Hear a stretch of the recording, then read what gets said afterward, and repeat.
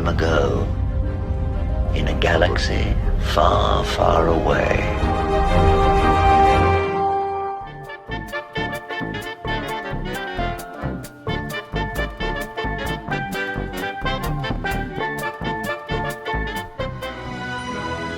Feel, don't think.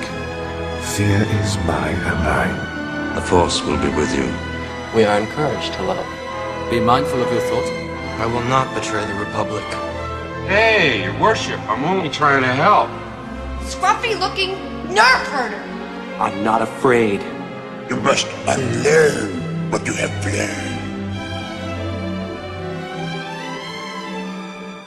This question is kind of off the rails already because I want to know what they tell you at Lucasfilm.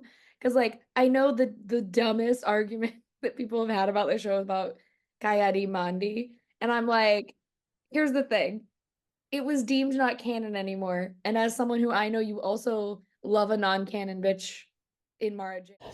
First of all, she pronounced the character's name wrong. This is what happens when you aren't really a Star Wars fan. You're just there for the representation and the street cred from the rest of the woke, angry, feminazi bitches. Okay, that's what this is. Okay, so this is actually the beginning of an interview that the Mary Sue had with Leslie Headland. So let's go further. What is kind of the deal with Lucasfilm and the stuff that was canon that is now no longer canon? How do they kind of tell you what you can and cannot do with it? Well, definitely with well, there's Pablo.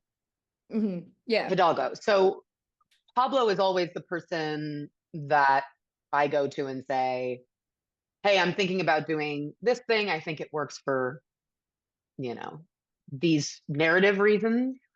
But you let me know. I know that in Legends it's this, and I know that in canon it's this, but I'm not totally up to date in terms of how you guys feel about it as a studio. So I don't know what went on with Ki-Adi-Mundi. I heard there was some drama. It's the dumbest thing ever. It's about a birthday. But I was like, it's not Is it really? Yeah. But I was like, it's not deemed canon anymore. And I looked that up and I was like, yeah, because it was Okay, so first of all, I want to address the fact that the change in age actually is a canon trasher because in the novel The Phantom Menace, he was listed as 60 years old. Okay, and that, just pick up the novel and look at it. Okay, so yes, they did change canon. The fact that these two dim bulbs revel in it proves A, they don't really care about Star Wars. B, they like taking out their frustrations in the world on the fans.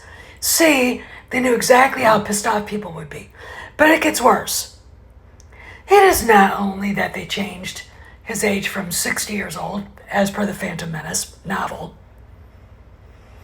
It is the fact that they literally change the part where Ki-Adi-Mundi says the Sith have been extinct for 1,000 years when the council is basically confronting Qui-Gon Jinn on the fact that Qui-Gon Jinn fought a Sith. Okay. And that part is the part I think that probably pisses the fans off most. And it is not the Mary Sue Chica's, the fact that she mispronounced Ki-Adi-Mundi's name. It's not Kai or Koi or whatever she said. Ki-Adi-Mundi. It's Ki-Adi-Mundi. Another factor is, who was the one that said, sure, why not go for it? From the vaunted story group. This joker right here, Pablo Hidalgo. So he's not only got his finger in the deranged pie that is The Last Jedi, He's got his finger in the deranged pie that is the trashlight. And why should this shock us? If you want garbage, you go to the biggest fanboy there is, and you ask Pablo for help, standing in front of the vaunted whiteboard when all the story group authors got together with Lucasfilm. All right. So this is the extent of the intellectual strength of the Acolyte. It's got this bozo here. Okay. What more could you say? Not a whole lot. But if you want to know what's wrong with the Acolyte, it is not merely Leslie Headland and her unwavering commitment to her own narcissistic needs. It's this guy, Pablo Hidalgo. But there's more. Let's talk further. I thought one just drew a pentagram on the floor and chanted, "I summon thee," 3 times. No, stop. Not one more crooked word. Your tongue could open a wine bottle. Never had an agent. It's not like she worships the devil. Well, she doesn't have to. He worships her. Being honest with each other. I agree. Well, I've been doing a little digging. I've been finding out you've been holding out on me. And I'm very sorry about that. Well, why didn't you tell me that's where Maris's money came from? It's never easy. Maris's money? Yeah. I mean, you told me that Maris's family money came from timber? It did. It did come from timber. Oh, that's what you really think? Well, of course, it's true. And that's what all of Maris's friends think, too? All those country club snobs who would kill for a good piece of dirt on someone? What are you talking about? If her family money didn't come from timber, where did it come from?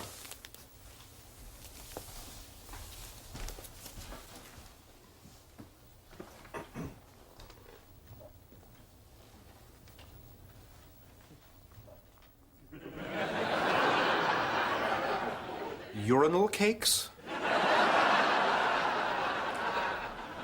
I don't believe this. All these years. The doyenne of Seattle's elite, looking down her nose at everyone in sight. She owes it all to this. She's managed to have her urinal cake and eat it, too. As I think we now have what's known. All right, let me go talk to Maris's lawyers. No. There's some news you want to deliver yourself, may I? Absolutely.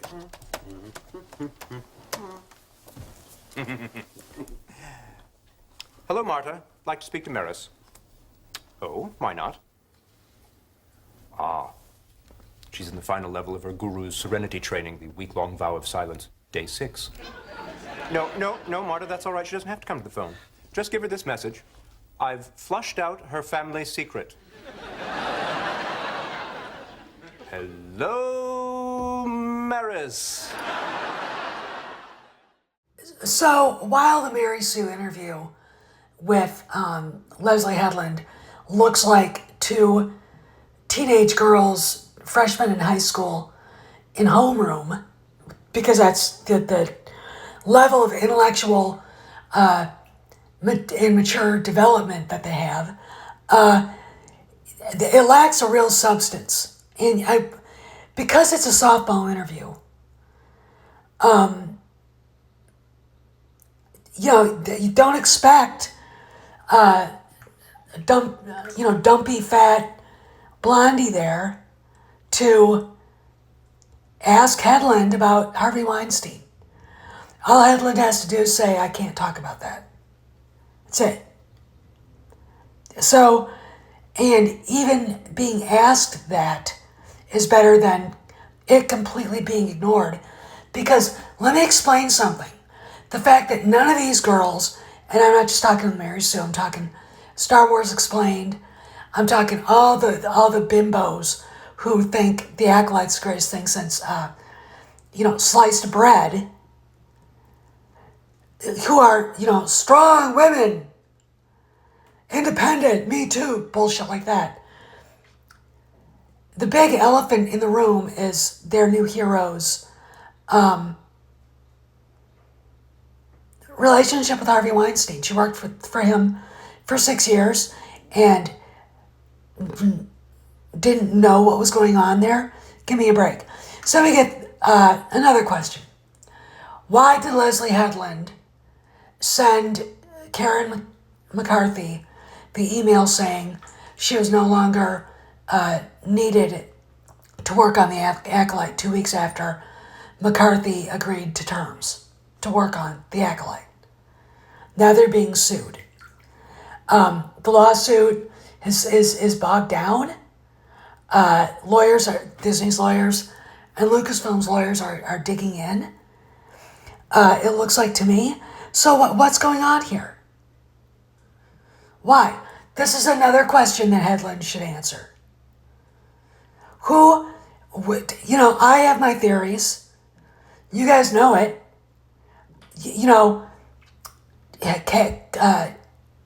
They hired Karen McCarthy away from Apple TV Plus and the job of being the line producer for Sugar, okay, the Colin Farrell vehicle, and then 2 weeks after they hire her, and she's looking for houses and everything in London, they tell her she's not working on that anymore. They don't need her. Why? Because they had to bring it in-house to make whatever they were going to make.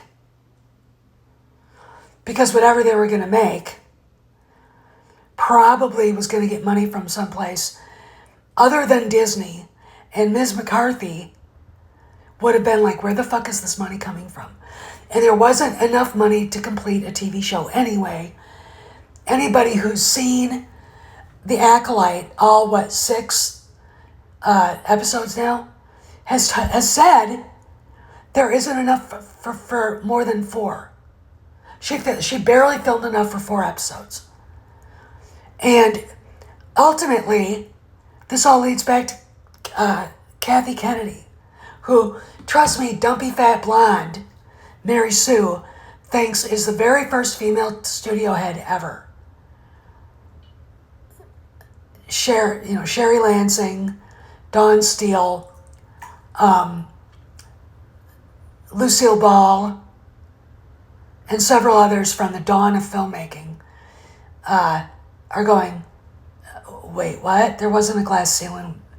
There was never a glass ceiling because women were always involved. Okay? In fact, I cannot remember her name. I never can. French woman married to a filmmaker in Paris moves to the United States. They buy up studio lots in Fort Lee, New Jersey, which is where the very first American silent films were made. And when her husband died in 1909, she took everything, moved it out to California. She literally was the very first head of a film studio in Hollywood. Okay, not this thing. Okay, so the mythology that fat, dumpy blonde and Leslie Lego head, because she looks like a Lego character, have created around Kathleen Kennedy is mind-boggling in its stupidity. Okay? You just sit there and go, none of this is true. And again, it also goes back to Harvey Weinstein, and the fact of the matter is, instead of answering truthfully about how much he helped her after she left him and how he was one of her filmmaking heroes, Headland hides behind the victimhood, pretending she was a bigger victim of his than any of the girls he raped.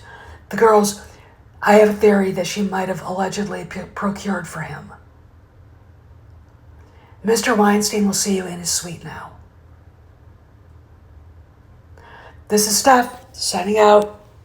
I'll see you around the galaxy.